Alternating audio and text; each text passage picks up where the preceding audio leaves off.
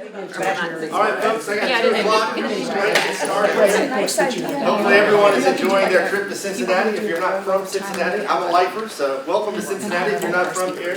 I also happen to be a nerd, as you'll see when we get into this. My name's Dave Hatter. I'm a cybersecurity consultant with NT. Intrust IT. We're a local cybersecurity and managed services company. Today, hopefully, I'm going to educate you on some things, motivate you to do some things, give you some concrete, actionable advice you can take away, including this slide deck, which is full of all kinds of links and various resources that you can use to make yourself and your organization and families more secure, and hopefully have a little fun along the way. It's not all doom and gloom, it's just mostly doom and gloom, and in fact, around the office they call me Doomsday Dave, and yes, they did make me an aluminum foil hat. I have a picture of it for you at the end. So this was an article, just happened to stumble into this today, thought it was kind of interesting. The grenade keyboard angle I thought is a nice touch, and Homeland Security has been recently warning about how cybersecurity attacks are actually now impacting the physical world and potentially deadly. We'll talk about some of those in a little bit more detail. And my real goal for you today is to try not to be that guy there, right? You do all this stuff, but you don't focus on the right things, and then still, ultimately, human error comes in, user clicks on a bad link, and boom, error goes right through the visor. So we want to try to avoid that. So a couple of things, and the whole idea of this is really, everyone is responsible for cybersecurity. Yes, you might have IT nerds in your business that are helping you with this, but a lot of this stuff boils down to people making bad choices, using bad passwords, using no password, not doing some simple things that will make you a much more difficult target to attack, which we'll get into. So a couple of myths I wanted to dispel. Can everybody see this okay, or would it be better if I turned out the lights? Okay. Your organization is too small or too insignificant to have anything worth stealing. I can assure you that's not true, and if we had enough time, I could tell you all kinds of horror stories about small businesses in this area that get hit with these attacks, sometimes with devastating consequences. The data you have is not valuable. I got a slide in here that shows you what your data is worth out on the dark web. I can assure you, your family, your individuals, your data is worth money to criminals, either because they'll use it to defraud you, or they'll use it to impersonate you and defraud other people, or break into systems that they have access to through the information they get from you. Attacks are always sophisticated or complex. Some of them are, but a lot of them are not, right? They're social engineering. You're going to get a phishing email or a smishing link or something. It incentivizes you to do something because it's urgent, and that's the way the arrow comes through the visor in many cases. New software and devices are secure out of the box. That's almost never true. So when you get that new Ring doorbell you just had to have, and you don't worry about configuring it correctly, you're just asking for trouble. Again, we'll get into some specifics on this. Cybersecurity requires a huge financial investment. It could, but part of this is really taking a risk-based approach, and there's a certain base level of things that if you do them as an individual, and you do them as an organization, you will be a much more difficult target. And that's what I'm hoping you walk away with from today, is some concrete things you can do that will make you a much more difficult target. And unless you're being explicitly targeted, the bad guys in most cases are going to move along to a softer target. And we'll get into that in more detail in a minute. Cyber breaches are covered by general liability insurance. For any of those of you who deal with insurance or are in IT, you're probably starting to see that insurance companies are now getting much more stringent on IT-related cybersecurity policies.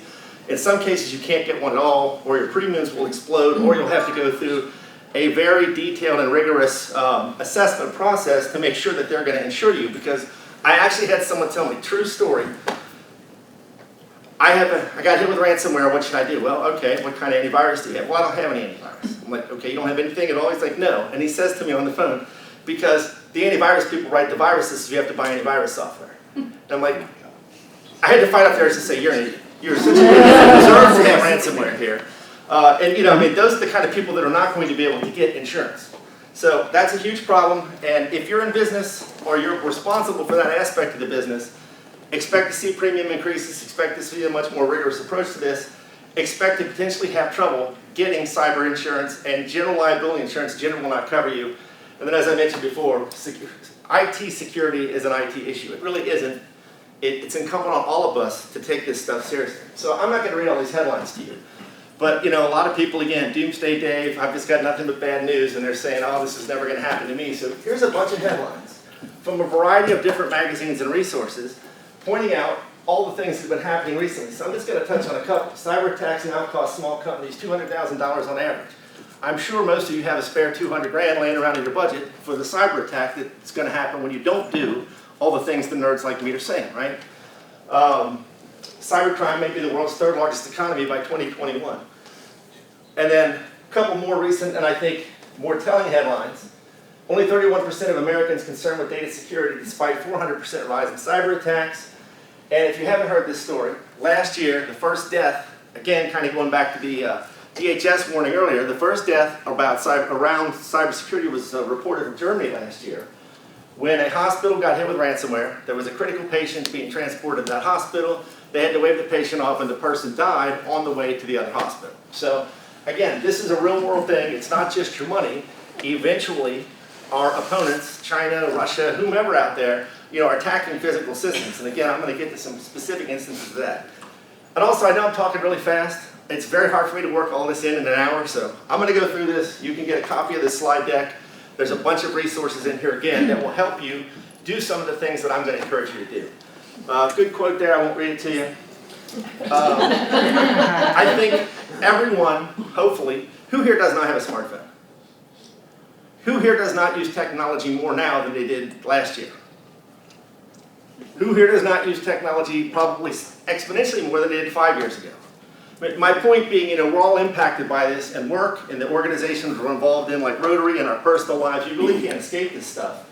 It's coming at you from every angle. Our entire society is increasingly dependent on this stuff, and that's why it's important for each one of us to take this stuff seriously and do what we can as individuals and in organizations that we have influence in to try to improve our cybersecurity posture and help those around us believe that this stuff is real and not just dismiss nerds like me out of hand that, oh, that's never going to happen to me, because it will happen to you if you don't do anything about this. Interesting stat there at the end. Gartner forecasts 2021 IT spending to be $4 trillion. So if you're not familiar with Gartner, they're an IT sort of research think tank group, probably the most well-respected one out there. They put out a lot of research and a lot of predictions. Generally speaking, folks in the business like me use their research to sort of figure out where all this stuff is going. So that's a really large number, obviously. And really it boils down to, and I kind of alluded to this before, if you're not taking this seriously, if you're not doing anything to protect yourself, your family, your organization, it really is just a matter of time until you get hit with something. I'm not going to read all these quotes to you, but I like the one there from Reid Hoffman. He's the co-founder of LinkedIn. If you don't know, Microsoft bought them for several $billion. However terrified you are about cybersecurity, you're probably not terrified enough. The quote from Comey there, 2 kinds of companies in the US, those who've been hacked and those that don't know they've been hacked. In many cases, the bad people will get in and they'll lurk around in there a while, and I'll have some examples of this in a minute, to figure out what's the best way to steal as much from you as possible. I mean, sometimes it's trade secrets, sometimes it's money, sometimes it's some combination of all of the above, or it's enough information for them to use to impersonate you or someone from your organization to attack some other company, right? If they can figure out you have a trusted relationship with a higher value target, they might use the information they steal from you to impersonate you or other executives in your business to attack someone else. What you're going to see when we get into some more of the stats here is these people are very smart, they're very creative, and they're frankly really evil. And there's no incentive for them to stop doing this. So if you're not taking this seriously, it really is just a matter of time. Kind of like shooting fish in a barrel. Small and medium-sized businesses, again, I hear all the time, this will never happen to me, I'm too small, I don't have anything worth stealing. And I have a link in here that I want you all to watch some later time from a local business person who got hit with an attack, lost $250,000, almost put him out of business. And he actually made a video to warn other business owners that you got to take this stuff seriously. And then you have some funny things here. Password change sign-up sheet. Yeah, be sure and write your passwords down on a piece of paper. Always an excellent plan. So a few stats, and the kind of direction I'm going here is to kind of set up, where are we and how we got here. Some threats you're likely to experience in the real world, and then some specific concrete things you can do to try to protect yourself. CrowdStrike, fairly well-known cybersecurity-oriented company, put out some stats. They blocked 41,000 potential intrusions in the first half of 2020. That's up from 35,000 in the first 12 months of 2019, 154% increase in attacks. And a lot of this is because people are now working remotely. In the old days, you went into an office. In theory, the IT nerds like me have these great perimeter defenses, and you got all this stuff set up to keep you secure while you're at work. Pandemic hits, suddenly everyone has to leave. They have to figure out how to work from wherever they are, be productive from wherever they are. And if you're working from home, I can assure you the Wi-Fi router you got from the cable company is probably not configured correctly, first off, and nowhere near as secure as the Cisco firewall or Sophos firewall or something that you used to be sitting behind in your corporate environment. You know, is your computer still getting updates? Are you using your own personal computer? Are your kids using your computer? Are your kids plugging in God knows what to your network that you don't even know about that might be compromising your work environment because they're leveraging that to get to your work environment? So the bad guys know this, and of course they've ramped up their attacks enormously since the pandemic, and there's all kinds of metrics out there. That's one of the things you're going to find. You can go find a million stats on this. A lot of them will contradict each other. But the one common trend you're going to see, no matter who you use for stats, is that an exponential spike upwards in cyber attacks reported by companies who have tools and technologies out there trying to prevent this sort of stuff. So, most common cyber incidents by reported claims. This came from an insurance company. You can see ransomware is huge, continues to be a massive problem. Ransomware attacks are increasing in frequency, and the ransoms they are requesting continue to rise. I'm sure most of you have at least heard of the Colonial pipeline attack that happened fairly recently, or the meat company, I'm drawing a blank on their name now. You know, these were ransoms in millions and millions of dollars they asked for. The Kaseya attack was like $40 million initial ransom they asked for. Again, I'm sure none of you have a few million laying around when your company gets hit with a ransomware attack and you're suddenly shut down for multiple days. So why is all this happening now? Well, it's a confluence of multiple things. I already touched on increasing technology in all our lives, right? And everyone anecdotally agrees you really can't escape this stuff anymore. And everybody's kind of chained to these devices. You have to use these devices to even exist in modern society. Scalable computing resources on demand. 10 years ago, if I wanted to set up some sort of server farm to launch phishing attacks or ransomware attacks or whatever, I would have to go out and buy a bunch of equipment, make a big capital investment. That could be traced to me. I would have to have it in some kind of place where it had enough power and all that. I don't have to do that anymore. As a bad guy, I can go down right now to Walmart, get some burner gift cards, wearing a mask, right? Use those gift cards to spin up some kind of cloud-based resources in some third world country. Use those to launch some sort of attack, run them for a day or two, shut them down, might cost me $50 a month, move it to some other country, launch some attack, shut it down. My point being, it's never been easier or cheaper to have access to an amazing amount of computer power. And if you do it right, it will be difficult to trace to you. Now, most of these attacks are not coming from people in the US anyway, right? They're coming from countries like Russia and China, where there's really no way to get to the perpetrators of these things to begin with, which is another problem we'll talk about in a minute. But because of the cloud and the fact that you can access a phenomenal amount of resources for very little money, it makes it much easier for the bad guys. And it makes it easier for them to cover their tracks and move their attacks around, which are more difficult to defend against. Untraceable worldwide communications, right? Now you can use encryption for just about everything. You don't have to be an expert to use it. Encryption makes it easier for them to cover their tracks and more difficult to track them down. Virtual international cryptocurrency, things like Bitcoin, Monero, Ethereum, Dogecoin, and all these other cryptocurrencies out there. You know, typically now when you get hit with ransomware, the message pops up and they want you to pay in Bitcoin. So that also makes it easier for them to get the money, and if they do it right, cover their tracks. Crime's gone digital. One study here, Dr. Michael McGuire says it's about $105 trillion a year that these bad folks are pulling in. Now think about that for a second. What sort of legitimate industry can make $1.5 trillion a year?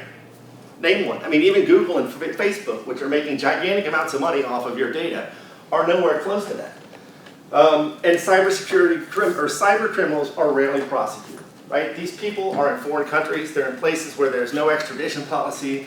They're in places where their governments either turn a blind eye to it or are complicit in it to some extent, if not outright foreign adversaries of the US. So it's extremely difficult to capture these people. They know how to cover their tracks. They use all these resources I just mentioned, and they're in places where they can't be touched. So consequently, they're raking in gigantic amounts of money. One ransomware gang last year claimed they made $90 million in 1 year. Now, what kind of legitimate business can you start up and make $90 million in 1 year? None, right? None. And, of course, if you look in the news, see how often you find any sort of cyber criminal being prosecuted. I mean, child porn and that sort of stuff, yes, but the people behind these ransomware attacks, the people behind the phishing and so forth, never, because they're not here and they really are beyond the reach of US law enforcement in most cases. IC3 is the Internet Crime Complaint Center. It's a subsidiary of the FBI. They have a website that's full of a lot of tips. I would recommend it, and I have a link to it at the end of this. They also have a place where you can go and report cybercrime and fraud related to cyber-type activities. This is a chart they put out, and you can see, again, you'll see a common pattern in all these charts, a hockey stick-like rise in cybercrime over time and the impact in dollars of damage. So, I mean, look at the difference there in 2009 versus now. And again, some of this is just because there's more of them at it, but a lot of it is because it's never been easier for them to take people's money, especially in light of the pandemic. And you have all kinds of different people in the game now, right? From down there at the lower end, the dude in his mom's basement drinking Mountain Dew at 3 o'clock in the morning just hacking for fun, up to nation-state actors, people like China and Russia who are either hacking because they're trying to cause chaos, it's more of a military-type operation, or because they're trying to steal state secrets. There was an interesting article, I think it was in Forbes, and it got into detail about how much China spends their money on trying to steal industrial secrets from American companies. You know, a lot of their hacking is focused on trade secrets and espionage and that sort of thing. So you got all these different people in the game, and then organized crime. You know, they're making an enormous amount of money, which of course they can reinvest in building new tools and new processes to make even more money. So it's a bad landscape out there if you're trying to protect yourself from these folks. And then this whole digital transformation thing. Again, we've already hit on it twice now. It's virtually impossible not to be impacted by technology. More and more businesses not only rely on technology, many couldn't really exist without it, right? They couldn't do what they're doing without it. So, you know, we continue to see an increasing amount of technology in our lives, and in some cases it's great, right? Things like Zoom and Teams have made it possible to stay productive during the pandemic and stay safe, but at the same time, you know, I could be talking to you on a Zoom meeting, and you might have some confidential information written on a whiteboard or something that you forgot about that now I can just take a screenshot of and do whatever I want with. You may have the camera at a funny angle and I can see what's on your desk and see some kind of confidential papers. You know, there was this whole Zoom bombing thing for a while where until Zoom fixes, I hate Zoom by the way, until Zoom fixed this. Teams is great, hate Zoom. You know, people would just bust into people's meetings and do all kinds of crazy stuff. So while a lot of this technology has been extremely helpful from a productivity standpoint, it creates new attack vectors for the bad guys, and they're smart and they're constantly trying to figure out how to leverage this stuff. And then another thing you're going to hear me bash on for the rest of this presentation, the Internet of Things. The Internet of Things, smart devices, that smart coffee maker you just had to have, or the smart robotic vacuum sweeper that runs through the dog crap and smears it all over your house while you're going. Oh, you actually had that happen to you? I've never known anyone that's happened to you. I've just seen great videos. The worst part is I actually saw it on the internet and went, that poor bastard, and I got home that day. That's karma right there. So, experts estimate by 2025 there'll be almost 76 billion so-called smart devices. Again, I'm going to dig into this in a little more detail. And while I've been in technology my entire career, I'm certainly no Luddite. I'm not a fan of a lot of this Internet of Things stuff, and I'll explain why and some of the risks that come along with it. But it leads into this growing attack surface. The more things that are digital, the more things that are connected to something else, the more opportunities for the bad guys to exploit those, to steal your money, steal your information, or whatever bad thing they're up to. So there's a story from the Washington Post. It's kind of interesting. Casino, and this is where this whole sort of dichotomy of the Internet of Things comes in. In some cases, these smart devices provide a lot of great productivity, a lot of enhanced functionality that you wouldn't be able to get, save you a lot of money. They put in these smart thermometers in these fish tanks. If you know anything about saltwater aquariums, they're very expensive, very difficult to maintain. You've got to know what you're doing. So they put some IoT-based sensors in these fish tanks so that they can maintain them better. And bad guys found these things and were able to use them to leverage those devices to get into their corporate network and steal a bunch of money.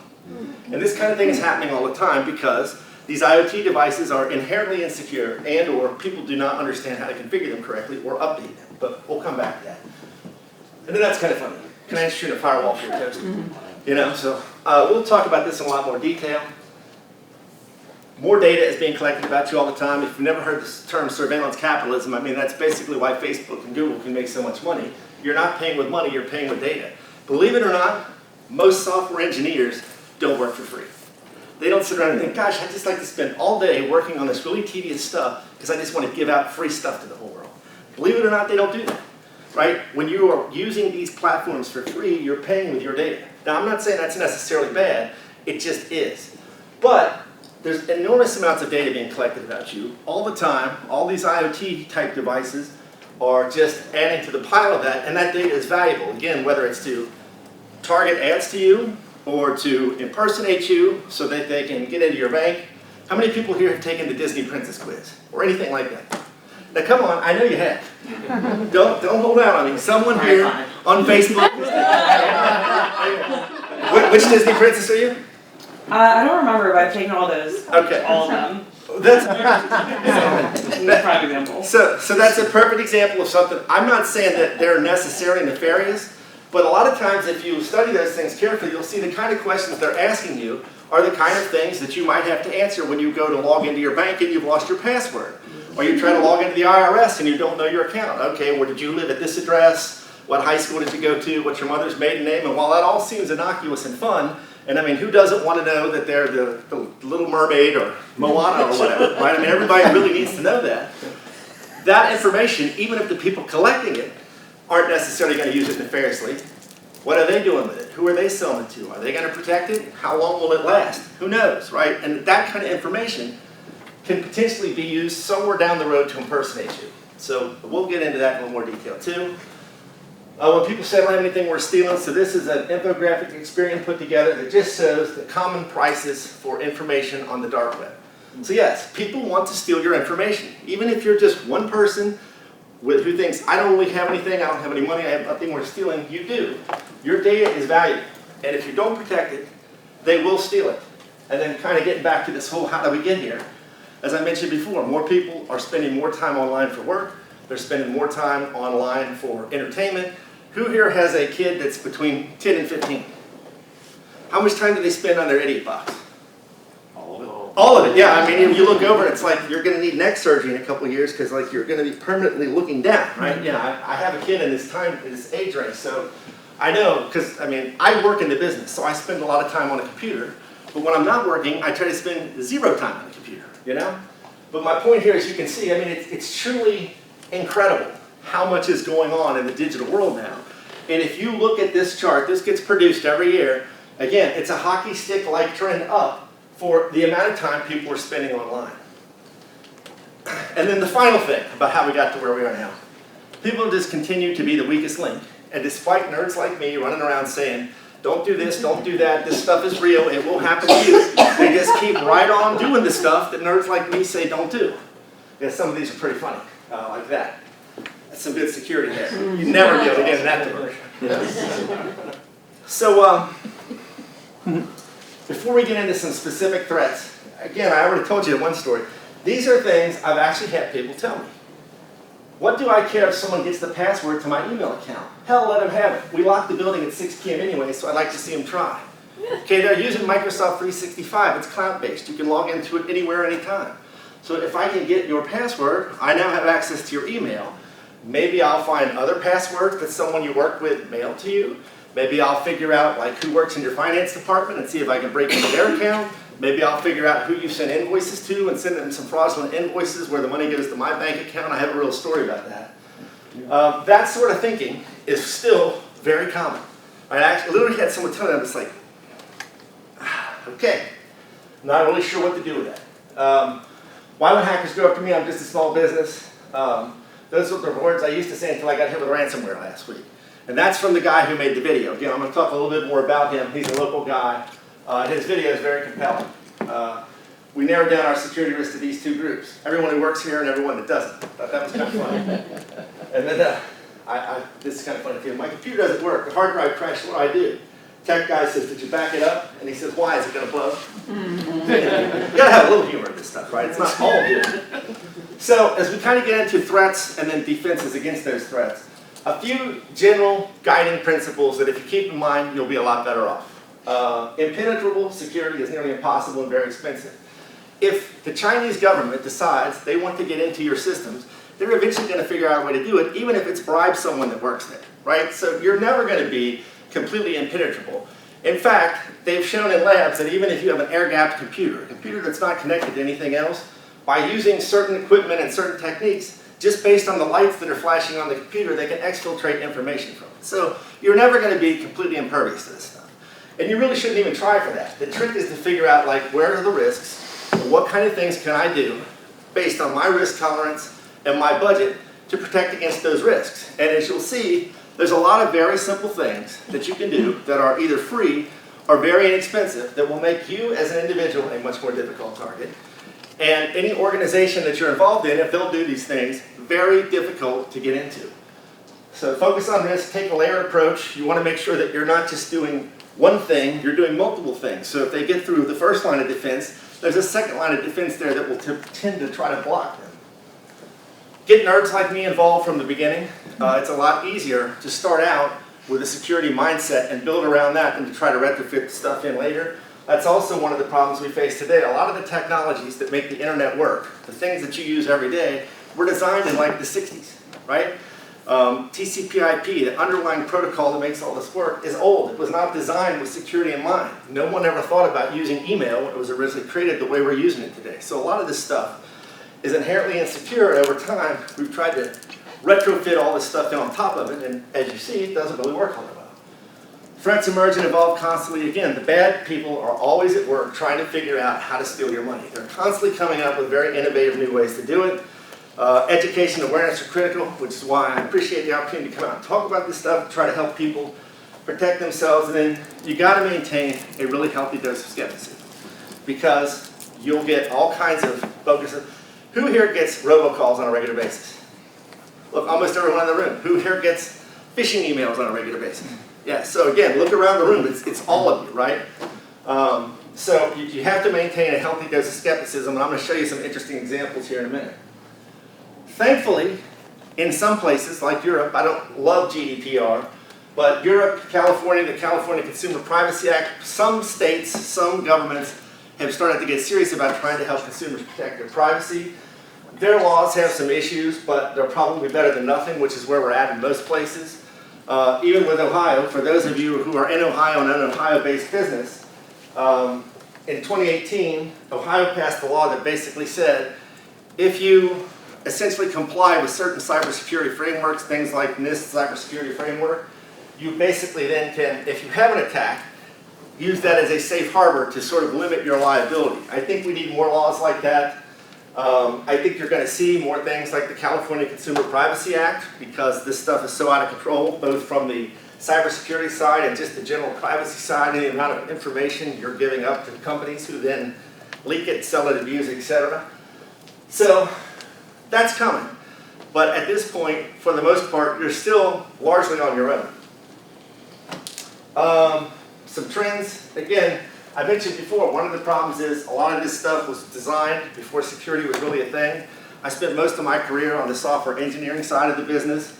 I've also taught programming for many years at Cincinnati State. No college anywhere, for the most part, really focuses on security from a programming standpoint. They're not teaching people how to write software that's naturally secure. So you get out in the workforce, and if you end up at a company that doesn't really pay any attention to it, you never really learn about it until you get hit with it. That first thing is software vulnerability exploit. And then the second one, SQL injection. I mean, this has been around since the beginning of software. This has been around for at least 20 years. There are any number of organizations in the cybersecurity space trying to help people defend against this stuff.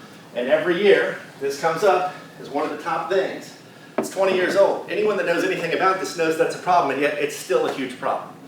My point being, again, to some extent you're kind of on your own here, because people are not building systems that are inherently secure at this point. Trends around different company sizes, so you can see kind of the different types of attacks that are often targeted. Phishing, RDP, that's basically trying to access your systems through open ports you have for people to work remotely. Software vulnerability.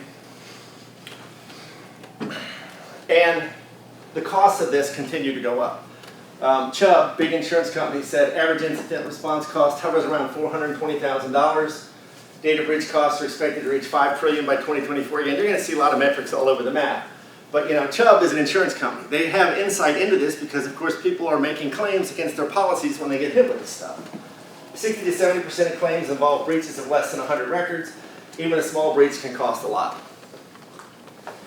I like this slide. This came from Deloitte because this stuff is pretty obvious, but a lot of times people don't even think about these below the surface things they point out when you hit with like a major breach.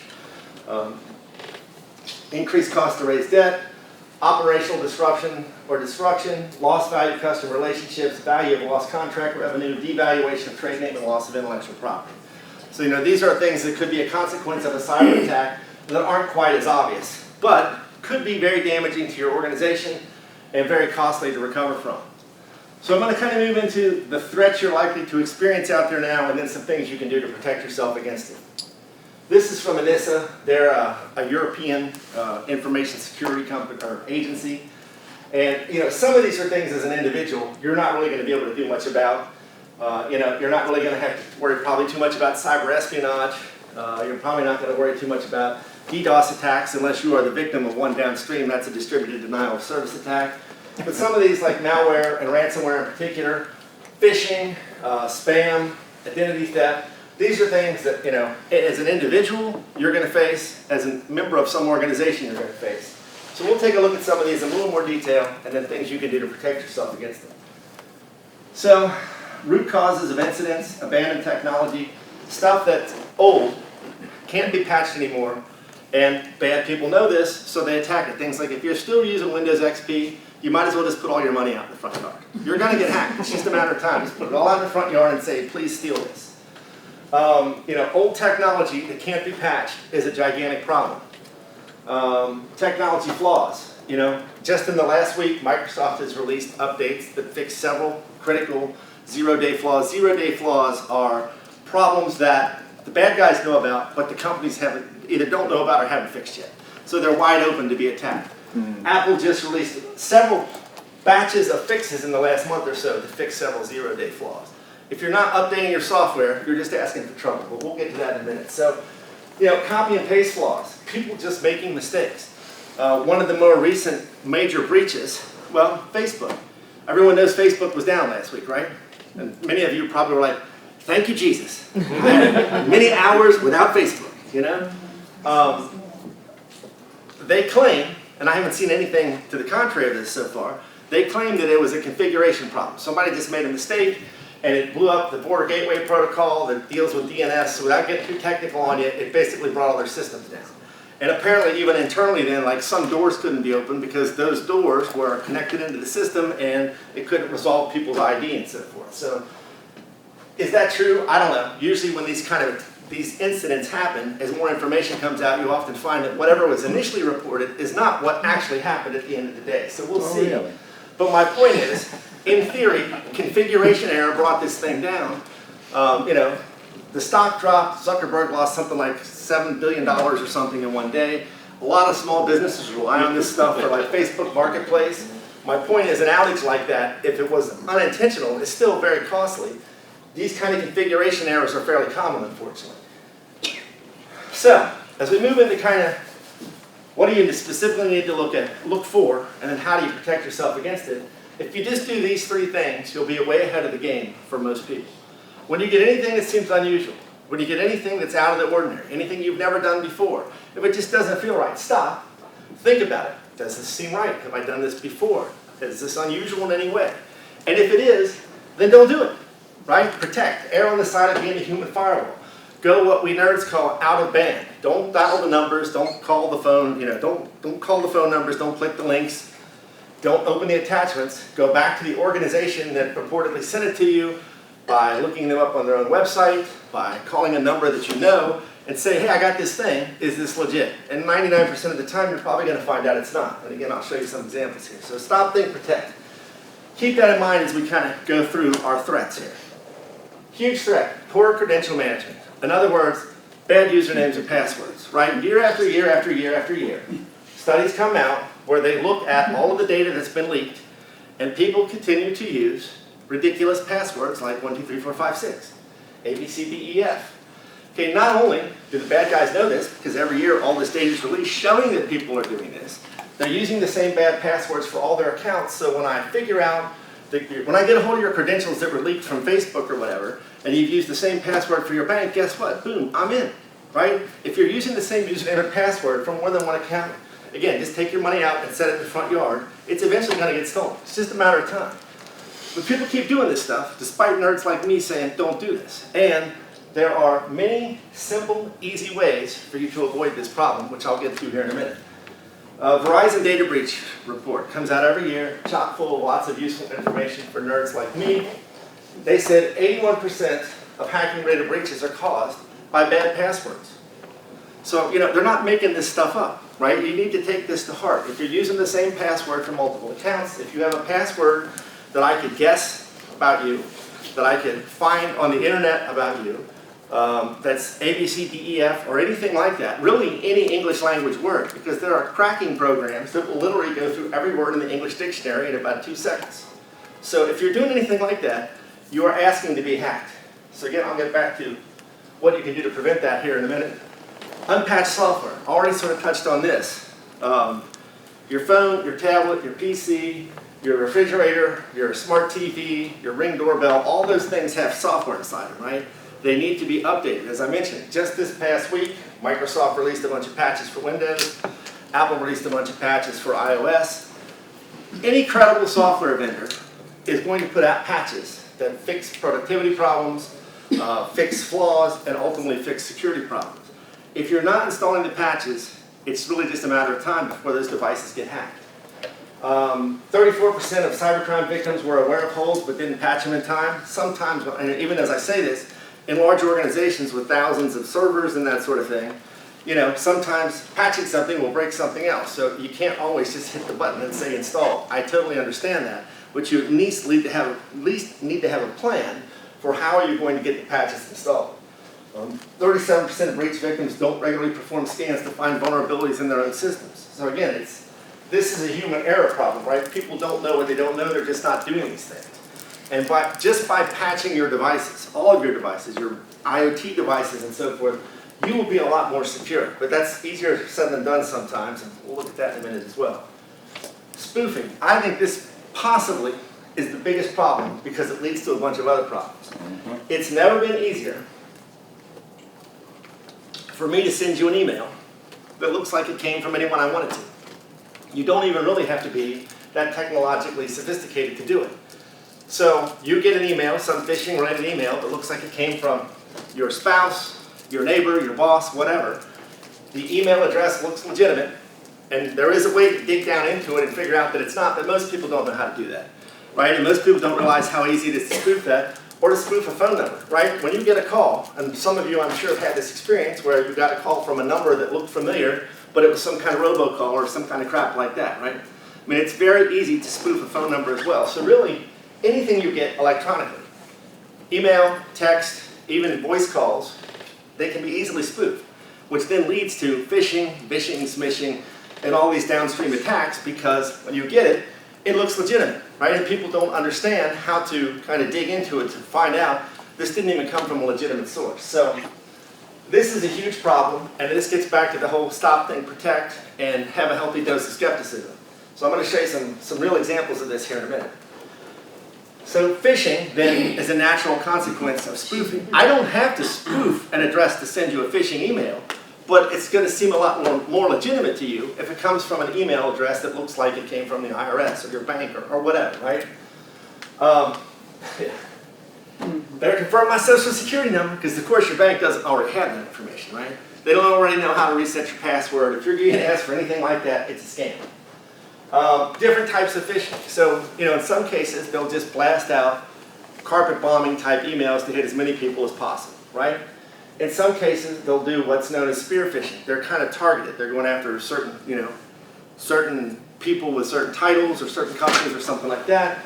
And then in some cases, where it's called whaling, they're basically going after like C-level executives. A friend of mine works for a large French company. They got over 150,000 employees. And this whole whaling thing is going on thousands of times a day. Someone is sending an email that purports to have come from like the CFO and telling someone that they need to do some kind of transfer to some account or something like that. Thousands of these a day. Phishing is voice phishing. Yes, they will call you. I'm sure some of you, and if you haven't, I got a link, have seen like these boiler rooms in India where they just have people in a room calling people trying to scam them out of money. Oh, your computer's been infected with a virus. This is Microsoft. Click this button, let us do this, we'll fix it for you.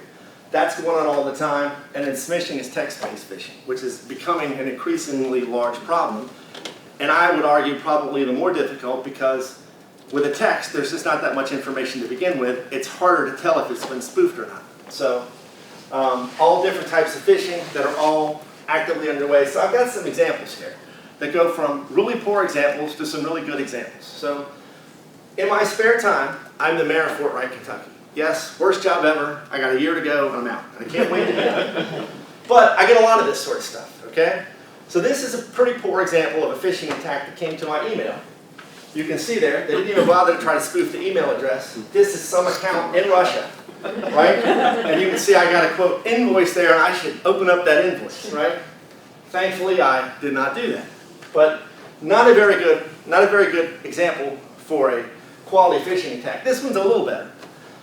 So here, they took the time, and I realize that's a bit off the screen. They used my name and my title, and then our public works director is a guy named Jeff. Hey Jeff, and then it's telling him I need some gift cards. I need some gift cards for the council meeting, give them some appreciation gifts, right? You can see a lot of red flags. Grammar's a little off, you got some punctuation kind of issues going on there, and they didn't bother to spoof the email address. Now notice, it says Dave Hatter, but it's showing some Gmail address, right? So the public works director got that, sent that to me. I'm like, that'll make a good example for this kind of thing. This one is much better, and frankly could have been absolutely devastating. So Joyce Woods is our now retired city clerk. She got this email. Now, of course, as you can probably guess, I'm screaming about this cybersecurity stuff all the time, right? And there's only 50 people in the entire organization, so everybody knows everyone else. So it's a little easier than a much larger organization. I know that's kind of hard to read. Here's the gist of it. She gets an email, purportedly from me, and when you look, it actually has my spoofed email address. That is my actual real Fort Wright email address there, right? So to the naked eye, it looks like it came from me. And it wants to know how much money do we have on our checking account. So she replies to it, and then they come back with, and I'm going to read this to you. Thanks for the information. I need you to initiate 2 wire transfers today for an international payment and a local payment also. Let me know what information is required. Okay? At that time, there was about $4 million literally sitting in our checking account. Now, thankfully, we don't do international wire transfers because we don't do any sort of international business, and we don't do wire transfers in general, right? So thank God, when she got this thing, she said, something doesn't feel right about this. Stop, think, protect. She picked up the phone and called me. Like, Dave, what is this about? I'm like, it's a scam. Thank God you had the good sense to call me. And that was the end of that. But that could have been completely catastrophic. And again, to the naked eye, that looks 100% legitimate. There are absolutely no red flags about that whatsoever, other than the international wire, or the wire transfers in general, because we don't do that. Here's another one. Excellent job of spoofing, but not such a good job on the research end. So there is no Jay Holloway that works at Fort Wright, but if you notice here, this looks like an actual Fort Wright email address. So in a large organization where you may not know Jay Holloway, right, it looks like it came from internal. Now, we use Microsoft 365. This is a feature you can turn on if you have the right licensing. Anytime an email hits our Microsoft 365 tenant, if it did not originate from InsideFortWright.com, it throws in a banner like that. This giant message saying, hey, don't do anything stupid. This could be a scam, right? That's more or less what it says. It's worded a little bit better than that, but you get the gist, right? And you can see here, good day, Dave. Oh, look, here's my holiday card.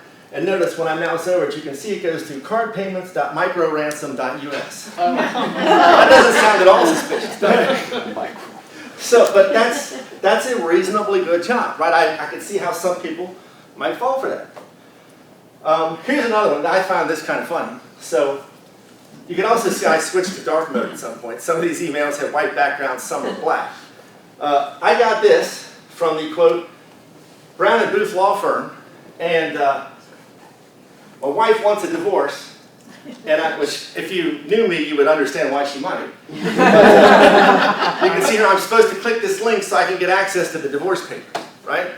So again, they're trying to play on your emotions. They're trying to put you in a sort of fragile mental state and think, oh my God, I better look at this thing. And then notice, I mouse over it, it goes to add2.password.land. That doesn't sound suspicious. Do you have a question? Yeah, I do. How do they make that email before was your email? If you hover over it, does it have a different email underneath it, or how? No. Well, if I understand your question, let me go back one. That's a good question. Are you saying, for example, like how are they making this say FortWright.com up here? The one that went to your person. That guy? That the one that went to Joyce? Yeah. Okay, so the way email works, when you send an email, what shows up there in the from, if you know what you're doing, you can make that literally say anything you want. Yeah. And it's not relevant because when you reply to it, there's a hidden there's something called the envelope and the header, right? Up in the top of this, which you can't see, there's a whole bunch of routing information that explains how to send the mail where it needs to go, right? Okay. So I can literally make that say anything I want. But there's another hidden piece in there that allows it to know where to go back to if you reply to it. There is a way in most email clients like Outlook to basically drill down into the properties of that and dig through it and figure out, like, that actually did not really come from me. But the average person has no idea, A, that that's even a thing, or B, how they would look at that. But it's very easy to do that, It's unfortunately. actually very similar to what DACDB does. If you do the email function, it comes out, it says it came from you, But it's, and yeah, the reply to is to you, but it actually did not come from that server. yeah. It's just Yeah, a good twist point. on that concept. Good point. So, and here's my one last phishing example here. Actually, there's another one, but I'll probably skip it because you've seen enough now. So, also in my spare time, I'm an adjunct at Cincinnati State. I think I mentioned that before. It doesn't matter, but this literally hit every mailbox at Cincinnati State, okay? And they did a really good job on this. This is a real federal organization. They went in and stole some graphics off their website. If you read through this, it reads fine. And of course, they're telling you got free money. Just click that link and you go get your free money, right? Now, as an instructor, why would I be eligible for money from FAFSA, right? So immediately I just dismissed this thing out of hand as some kind of scam. But it turns out that they literally sent this to every single email address at Cincinnati State and probably at other colleges all around the country. But if you look at that, there's nothing about that to me that initially says scam. It's just me going, well, why in the world would I be eligible for, and it's also a specific amount of money, which is usually, kind of the trigger thing, like $2,321. That could be legit, right? So a perfect example of something very realistic where they did a really nice job on that. I'm going to skip that one. So business email compromise. This is a huge problem. FBI last year said they believe $26 billion were lost to business email compromise. And the FBI has also said at other times that they believe only about 10 to 12% of all cybercrime is actually reported. So assuming that's even remotely accurate, obviously the 26 billion is a lot more. What this basically boils down to, and it usually starts with phishing because they get somebody's credentials with that. Doesn't have to, but usually starts with phishing, is I somehow get access to somebody's mailbox. I lurk around in there for a while, figure out who they're doing business with, and then I do fraudulent things. And this is just showing different examples of how people may do this. So I'm going to tell you two real-world stories I'm personally familiar with. In one case, and this goes back to this local company I was telling you about, Cincinnati Hoist and Crane, one or more of their email accounts were compromised. Bad guys got in there, lurked around for a while, figured out who they did business with, made invoices, took templates of their invoices, made invoices, sent them to their real customers, changed the bank routing information on it, and had the money transferred somewhere else. So, how often do you get paid? Every 30 days, every 60 days from your customers, every 90 days, maybe, hopefully not 90 days, but maybe, right? Well, probably most businesses, until you're at least 60 days out, aren't even thinking about it, right? It's not occurring to you like I haven't been paid, because it's just kind of business practice. Well, it was after 90 days when he starts calling these customers saying, hey, where's my money? You guys usually pay, where's my money? And they're like, well, what do you mean? We already paid you. He's like, no, you didn't. So, of course, after doing some digging into this, realized that a whole bunch of fraudulent invoices went out. The money went somewhere else, and he was out about $250,000. Had to lay off about half of his workforce and almost went out of business as a result. Again, he made a video telling all of this in very gory detail. I encourage you all to watch it. So it's not just nerds like me warning about this. This is happening to real people, real businesses every day. This particular line here, criminal poses as lawyer, okay? This is a true story. I'm familiar with these two companies. One company is suing another company. They're deep into negotiations, and bad guys break in. They get into one of the attorney's mailboxes, see what's happening there, change some mail rules around so the mail's coming in, and when they get them, it gets routed somewhere else and basically gets deleted. So the bad guys inject themselves into this conversation, pretend to be the lawyer for company A, let's say, agree to a settlement with company B. The settlement money from company B goes to the bad guys. And eventually the lawyer for company A is like, hey, what's up with the settlement? And they're like, what do you mean? We settled. Like, well, no, you didn't. Well, yeah, we did. We already sent you the money. So, I mean, this kind of thing is happening every day. And when people tell you this is all a bunch of BS, I'm here to tell you in person, I've seen these things firsthand. It is happening all the time.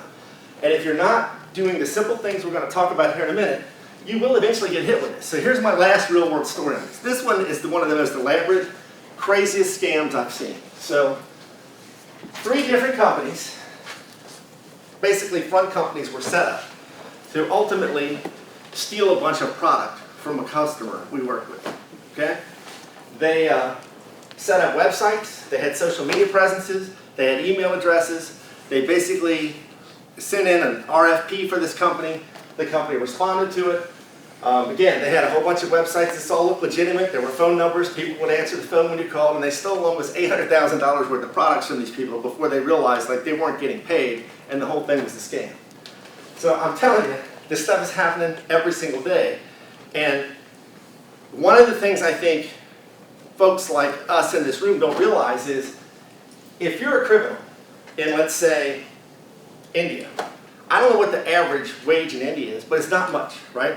Or pick any country like that. If you don't have a job and you have no money and you have no real resources or future and a lot of time on your hands and you can make tens of thousands, hundreds of thousands, millions of dollars defrauding people all around the world, well, why wouldn't you do that? You're not going to get caught. So when I tell you someone will get in your mail and they'll sit in there for months trying to figure out who you're working with and what is the right angle to steal your money, this is happening every day because they got plenty of time on their hands. They got nothing else to do. And or it's like a Russian or Chinese type activity. This stuff is happening every single day. Malware, viruses, worms, these things have been around for a long time. Keystroke loggers are especially nefarious. If you don't know what a keystroke logger is, it's software that gets installed on your device and it literally captures every single keystroke. So you go to log into your bank, well, they got all your information. You go to log into your hospital EMR type thing, they got all that information. And then ransomware continues to be the biggest threat out there right now. Again, notice the pattern, gigantic growth in malware. People are making enormous amounts of money off this stuff. Again, ransomware probably the primary thing.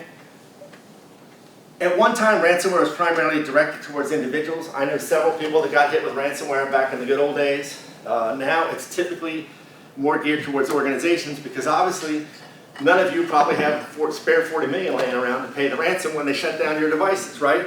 But P&G would, Kroger would, Cintas would. So these typically tend to be more geared towards businesses now. And then there's a new angle which a lot of people haven't heard about yet. So they get into your system, either because somebody clicked the link or you've got an open port they found and they infiltrate your systems. They install their ransomware. It silently encrypts as much data as it can because obviously the more data that gets encrypted, the more damage it does to your environment, the harder it is for you to recover from. And then they say, okay, $800,000. We want $800,000 of Bitcoin. You got this much time to pay it. And you say, well, that's good. I'm not going to pay that because I listen to old Nerdy Dave and I have a good backup. So I'm just going to restore my system and I'm good to go. Well, they now will also steal all that information, not just encrypt it, so they have a copy of it. When you say, I'm not going to pay, they say, well, that's nice, now we're just going to put all this out on the internet.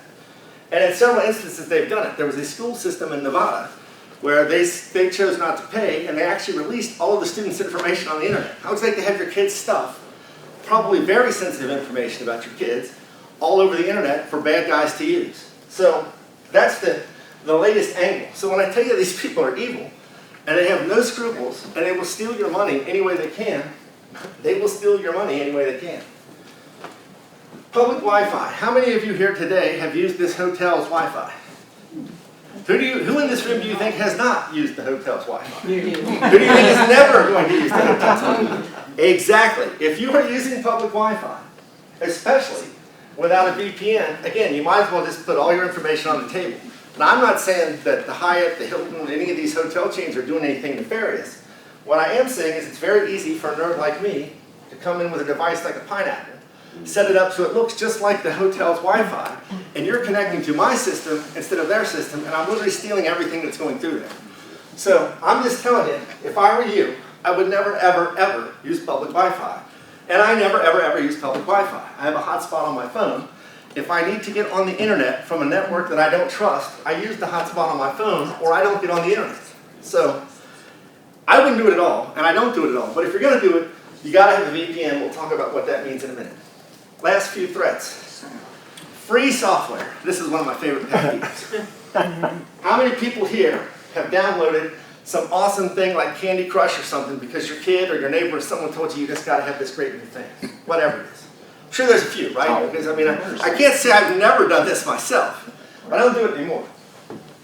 As I said before, I know this is probably hard for you to believe, but software engineers do not work for free, right? They like to get paid, they like to eat just like the rest of you.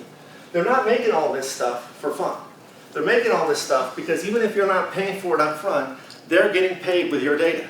So what this chart is trying to show you, I also hate Google, by the way, so I'll just lay it all on the table, you know, for transparency purposes. You'll probably hear me bash on Google numerous times here. I hate Google, I hate everything from Google, including Android.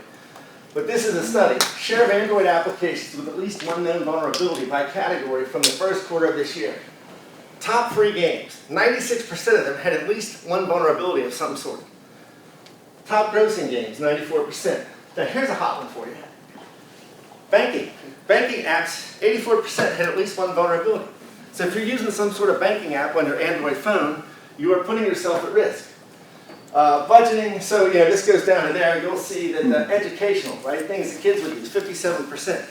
Now I'm not saying Apple doesn't have their problems too, I'm just pointing out this was convenient and convenient for me to bash Android with, but this is a real thing. If you're just going out and downloading the first thing you run across without vetting it in any way, without understanding who's behind it, at best, you're giving your information to God knows who, and at worst, it's some kind of malware designed to steal your information.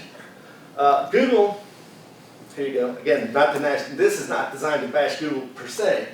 Google Play apps, 172 malicious apps hosted on Google Play, were installed on more than 355 million devices. Apple said the same thing. They have removed hundreds of thousands of apps from their store because they eventually find they either have some sort of serious flaw or it's just really malware, right? It's some kind of malware disguised as a free app for you to download. And I always like this Trojan horse thing here, right? You got the bugs hidden inside here and you're putting this thing in your devices. So I'm not saying you should never use any free software.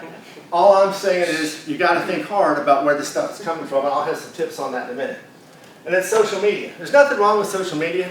Well, maybe there's something wrong with it. I'll let you decide for yourself. But my point is, bad guys are using it for OSINT, open source intelligence. They'll go on there and they'll see all the public stuff you've posted, and they're using that to figure out how to impersonate you. So I'm not saying you should never use Facebook, Twitter, LinkedIn, or whatever. I'm just saying understand that what you're putting out there, and when you're doing these cookies and so forth, are potentially giving the bad guys access to information they can use against you. Mobile devices, all the same problems with computers. Internet of Things, I've already hit on this. This is a funny graphic. All these so-called smart devices basically extorting you in different ways. Like, for example, hungry, pay up and unlock my door, says your refrigerator. Wire my hacker $100, I'll reverse my motor and blow dirt all over the place. Right? Or maybe I'll make sure to find a big pile of dog crap and drag it all through your house for you. So anyhow, Internet of Things devices, we'll get to that in a second. Insider threats. One of the reasons why you can never be 100% secure is if someone has the resources like the Chinese government, and this just recently turned up, they will hire people to infiltrate your systems and steal what they want. So insider threats are a thing. So now let's talk about how not to be this Dave. Not nerdy, super tinfoil hat Dave. This Dave here, right? Another kind of funny slide. Our devices are 100% secure. How'd you do that? Oh, I turned them all off. Obviously, most of us can't live in that world anymore. And basically, from here on out, I'm going to tell you how to be prepared and not be scared. Because there are many, many things you can do that will make you and your organization a much more difficult target. The first of which is install software updates. The problem, though, is with all these so-called smart devices, in many cases, it's not even obvious how to do that. Do you know how to update your router? Do you know how to update your smart TV? Hopefully there's some kind of setting in there where you can configure it so it just automatically updates itself, but in many cases there isn't. A lot of times people will buy some kind of webcam or something, which are notoriously full of flaws and bugs and all kinds of stories out there about web cameras being hacked and people watching you in your house and talking to your kids and weird stuff like that. Do you even know how to update those things? Unfortunately, there's no silver bullet for that because you have one from this company, I have one from that company. The company I bought it from makes it easy to update, yours doesn't. So Bottom line is, you gotta install software updates. You gotta install things, or update things like Office. You gotta update your browser, you gotta update your phone, you gotta update your tablet, you gotta update all this stuff. If you just do that, going back to some of those earlier statistics, you're gonna block about 50 to 60% of all software-related attacks just by installing the updates. You gotta do it. This is probably of equal importance, maybe more. Password hygiene. If you're using ABCDEF for your password, if you're using the same password for multiple accounts, you are going to get hacked. It's just a matter of time. The good news is there are many ways and simple, free ways for you to stop this problem. First off, if you don't want to use a password manager, which is my recommendation, then use a phrase for a password. Don't use ABCDEF, don't use your spouse's name, your dog's name, whatever. Come up with a phrase that only you would know. Now, of course, the trick still is you need a different one for each account, but like in this case, I love pizza with onions. That is long enough that it's basically unhackable. Unless someone happens to know that you love pizza with onions and happens to know which characters you replaced with symbols, like the A in pizza, that's not going to get hacked. So the idea of the phrase is it's easy for you to remember, it's something only you would know, and would be very difficult to hack. But the best thing you can do is use a password manager. There are a bunch of good password managers out there. LastPass, Dashlane, RoboForm, Keeper. Most of them are free. Now I know I already said don't use free software. They're free because they're sponsored by companies like LogMeIn, who are trying to sell you other stuff, and or they have premium versions you can pay for. I like LastPass. I personally use LastPass. We resell LastPass to customers. That would be my recommendation to you. Now they've LastPass.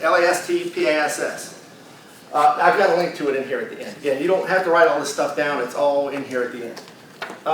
With LastPass, now they've changed the licensing around a little bit, but the general gist is you can put it on a phone, you can put it on a tablet, you can put it on a computer. Once you get it all set up, you can generate insane passwords like this, and you don't need to remember them because when you go to log in to whatever site that's associated with, it just does it for you. And it syncs across all your devices. So I'll go in and I'll create the longest password a site will take. If it'll take 256 characters, I'll just generate 256 random characters. It's totally unhackable. I don't have to care what the password is because the password manager manages it for me. The only trick, hang on one second, the only trick is you must have a good password for the password manager. Because if they hack the password manager, they got everything, right? They got everything. So you have to have one really good password for that, and then you're golden. Yes? There's a business version of that, and there is. Individual, and so for a club ED, would you recommend they get the business so that for turnover and for yes. Yeah. Yeah. For an organization, I would not use the personal version. Right. I would get the business version. You could have multiple users. It's got some really cool capabilities that I don't really have time to get into here, but LastPass is a great product for this sort of thing. But there are others. Multi-factor authentication. This is the easiest and the most simple. I can't stress enough how much you need to do this. Okay? Any site that supports multi-factor authentication, also known sometimes as two-factor authentication or two-step verification, you got to turn it on. I know it's a pain. People complain, well, I got to get this code now, I got to have a phone, all this stuff. Microsoft and Google, independent of one another, have said this will block 99% of all automated attacks. This is, if you don't know what it is by name, I'm sure probably you've used this with your bank or somewhere else where you go to log in, you enter your username and password, and then it wants to send you a text with a code, usually a 6-digit code, and you have to enter that code before you can log in.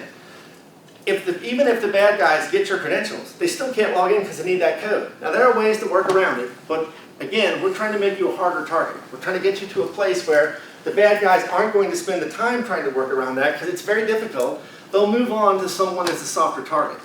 Turn on multi-factor authentication anywhere and everywhere you can. If you couple that with the strong passwords, and so for example, with LastPass or whatever your password manager is, you not only need a really good password for that, you need to turn on multi-factor authentication. So that even if they somehow can crack your password, they still can't get into the password manager because multi-factor authentication is blocking them. Last few things, endpoint protection. That's what nerds call antivirus software. That's the new cool name, right? That's what the cool kids are calling it.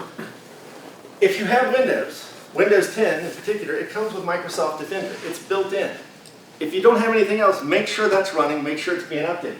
So again, research from Gartner, I mentioned them earlier, They're saying that one of the leaders in the antivirus space is Microsoft with their Defender product. It's free, it's already in there, it costs you nothing. So MFA is free, password managers for the most part are free, updating your software is free. If you have Windows 10, Defender is free. All four of these things coupled together will make you a very, very difficult target, and they're all free. You just need to know that you need to do it and perhaps invest a little time and energy to get it configured right. A few last things, firewall. Windows 10 comes with a built-in firewall. You need to make sure it's turned on and running. There are other firewall softwares out there you can get. It's free, it works perfectly well. You need to make sure it's turned on. I mentioned this before, VPN or virtual private network. So this has a lot of potential applications. The main idea of a VPN is, if I'm going to be on an untrusted network, like I want to be here and I want to connect to my office network, it creates an encrypted tunnel over the internet. So everything I'm sending is encrypted, right? And if it's working the way it's supposed to, basically everything that's leaving this machine to wherever it's going is encrypted until it gets there and vice versa. So it's providing protection for that data. It also, as an added benefit, can make me anonymous if I'm just using the general internet, and as an added benefit, it lets you cheat on places like Netflix because you want to watch the UK Netflix shows, which you can't get here, so you tell the VPN, I want to look like I'm coming out of the UK, and then Netflix thinks you're in the UK. So that's an added bonus. There are numerous excellent consumer-oriented VPN products out there. Most businesses are going to use something like Cisco or Sophos or companies that make their firewalls, right? But for an individual, I use Nord. It's been around for a long time. It's one of the more popular ones. IPVanish, TunnelBear are some good ones. But this segues nicely into, and here's an example. Google pulls Super VPN from the Play Store, urges users to delete it because it's basically spyware. So there's an example of something that's free. Right? If you just go search, give me free VPN, you might be getting Super VPN, which is basically stealing all your information. It's doing exactly what it's supposed to protect you from. Encryption. Encrypt everything you can. Windows comes with Bitlocker. You can turn that on to encrypt the data on your device. When you're using the web, and I want to point this out, I know I'm about out of time, I want to point this out particularly. For years, nerds like me would say, oh, if you use a website, you got to look for the lock in the HTTPS, right? I'm sure you've probably heard someone say that before. Okay, when you see the lock, this is a screenshot of the browser, you see the lock and you see the HTTPS. What that's telling you is you're talking to a website that is encrypting the data from you to that website. But what you don't know necessarily is the website itself legit. Just because there is a lock, just because it says HTTPS, does not mean the website is legitimate. So what I'm saying is that's good, and you should not exchange any kind of sensitive information, like anything financial, credit card, social security number, nothing like that with a site that does not have that. But just because you see that does not mean the people behind it aren't stealing your information. The bad guys know that nerds like me have said look for the lock, so they go get what they need to have the lock on their fraudulent websites to give it an extra sense of legitimacy, because they know people are like, oh, it's got the lock, it's all good. So you can't, you gotta be skeptical. You can't hardly trust anything anymore. Just because you see the lock does not necessarily mean the site itself is legit. Working from home, your router, your Wi-Fi router, gateway, whatever your cable company calls it, maybe you bought your own. Again, this is a smart device. You have got to update that thing. The vendors will put out updates. You've got to make sure the updates are getting installed. You want to use the highest level of encryption you can on it so that, when people are trying to connect to it, the data is encrypted. Usually that's going to be WPA2, or on newer ones, WPA3. This is me showing you screenshots from my router. I've got it set up to just automatically update itself, and then you can see me here actually checking it, and it's saying there's no new updates available. You absolutely must do that. This is a site from Gibson Research. There's the URL. It will let you do some probing on your home network and tell you if there's any obvious security flaws. I would encourage you to check that out. And there's some other nerdier tips there for things you can do for your Wi-Fi to make it a little more secure. Finally, the last couple things. Before you get any software, you need to vet who's behind it carefully, right? All this free stuff, again, it's not necessarily bad because it's free, but a lot of it is bad. There are sites out there, and I've got links at the end, CNET, ZDNet, Tom's Guide, Consumer Reports, PC Magazine. These are websites/magazines. Many of them have been around for decades. They have editors and they have experts who are testing this kind of stuff all the time. So when you say, well, nerdy old Dave told me I need to get a VPN. What VPN should I get? You can go somewhere like CNET or ZDNet, and search on VPN, and they'll come up with a list like 10 best VPNs of 2021. Then you can try like Tom's Guide or PC Magazine. And if, let's say, Nord comes up in the top 5 on 3 or 4 magazines, I'm telling you that's a pretty good choice because it's been vetted by 4 or 5 different independent organizations. Virtually any kind of software that you might want, excluding people like Microsoft where, in theory you can trust them, right? You can go do this kind of research and get recommendations for what to get before you just download the first thing you run across. You've got to do your homework on these things and then use privacy-friendly platforms. I've already told you I hate Google. I don't use Chrome. I use Firefox or Brave or Tor or some other privacy-friendly browser.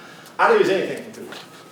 I'm not saying you shouldn't, but they make all their money off of you and your data. So there's a lot of privacy-friendly options. Backup, all kinds of ways to back up your data. It's the best way to protect yourself from ransomware. If you have a Microsoft 365 account, you already have OneDrive for free. You can back up to a terabyte of data there. It's very simple. There are other solutions like Carbonite and so forth. And you can go to CNET and say, what's the best backup solution? And they'll tell you what they recommend. So again, everything we've talked about here so far, none of this costs you anything. Now you might need to pay for the VPN client, like Nord. It's cheap, $5 a month, something like that. You might choose to pay for like the LastPass. There is a paid for version that has more functionality. It's like $4 a month. But everything we've talked about here so far, there's at least a free option. There are organizations like CS out there who have all kinds of guidelines for how to make your systems more secure. Again, that's not really consumer oriented. You're probably going to need some nerds to work with on that. But there's tons and tons and tons of free resources to help you secure your systems. Limit your digital footprint. The less information about you out there is better. I'm going to skip those. So tools, these are some of the things I talked about here. Microsoft Defender. For corporations, I would recommend SentinelOne. It comes with a $1 million ransomware guarantee. OpenDNS, that's software that you can install for free. There's a paid-for commercial version that comes from Cisco, but you can install that for free on your home devices, and basically it attempts to block access to known malicious sites. So even if a link does slip through when you try to click it, if it knows that's going to a bad site, it'll just block it. The consumer version is free. Bitlocker App Locker is a Windows product that allows you to basically whitelist software. I talked about LastPass. KnowBe4 is a company that makes phish testing. So as an organization, you can set it up and it will send fake phishing messages to your staff so they can, you'll see whether they click them or not. You get some feedback. It comes with some education. And the rest of that's more corporate stuff. You got to stay vigilant. You got to keep learning because this stuff is changing all the time. They want your money. They are after you. Yes, you are in the crosshairs all the time. Hopefully I dispel all these myths. I'm going to stop talking. Remember, stop, think, protect. Put that on everything. Cybersecurity needs to be on everything, right? And then here's a bunch of resources where you can follow these folks for a lot of this information. Here's a bunch of links to all the things I've talked about here. And I'll make the slide deck available. There's my tinfoil hat. I'll be happy to answer your questions. This makes me want to get rid of these devices and bring the typewriter back out and start mailing them. I understand. I really understand. Yes. My name is Kelly, and I'm with the Cincinnati Club, and I'm here because I'm scribing for the club. But I kind of break down a couple of things, and that makes me laugh because I think one of the first things that you brought up at the beginning of your session was the more that we are digital, the more connected, the easier it is for hackers. It is. So our Rotary clubs are probably in somewhat of an advantage because I don't think we're all that sophisticated and connected from what I understand, generally speaking. But I did write down a couple things just relative to how it would affect clubs. Do you mind if I share this with everybody? So I'm not going to repeat any of the things that he said, but I put down established protocols for if when to share passwords with members, especially via email. So if you're doing that with board members, things like that, you might want to put protocols. Can I interject for a second? Yeah. Don't email passwords. Ever. Right. Don't ever. email passwords. Yeah. And if you think you must, then you need to encrypt it. And then they might not be able to access them on the other end depending on how it happens. But even if you're Don't email sharing passwords. with members or board members, my second point was maybe do a password update schedule, so at least once a year. Probably when new board's rolling, it would make sense. Look at, explore, having, I don't know how many people are working off their own PCs and laptops, but I suspect that some executive directors might be. So looking at club-owned laptops and software. Credit card detail for club members. Don't mail credit card numbers. So Don't that mail would be Social something that Security you want to numbers. establish What about protocol. text email, same thing, huh? Yeah, Yeah. same thing. Texting is even worse. Texting has even less security. Yeah. I don't know if you think this would be worthwhile, but maybe they should be looking at potentially getting, the clubs getting cyber liability insurance coverage. I think the premium, you're gonna find it's a lot more expensive than it used to be, but it would be worth looking into. Yeah, especially since if we aren't particularly sophisticated, it would probably cost less. We're going through just a cyber insurance renewal right now.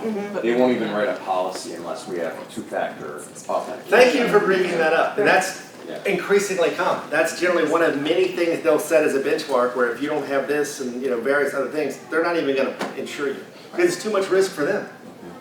And I wrote Did you have a down. question? Hang on, Kelly. Yeah. I just want, how do we get your slide deck, or how do we get? I sent it to Kelly, and I can also send it to Linda, and we'll make sure that it can be distributed. You know, I mean, if you want to just contact me, I'll send it to you directly, but also the clubs have it. So, got it.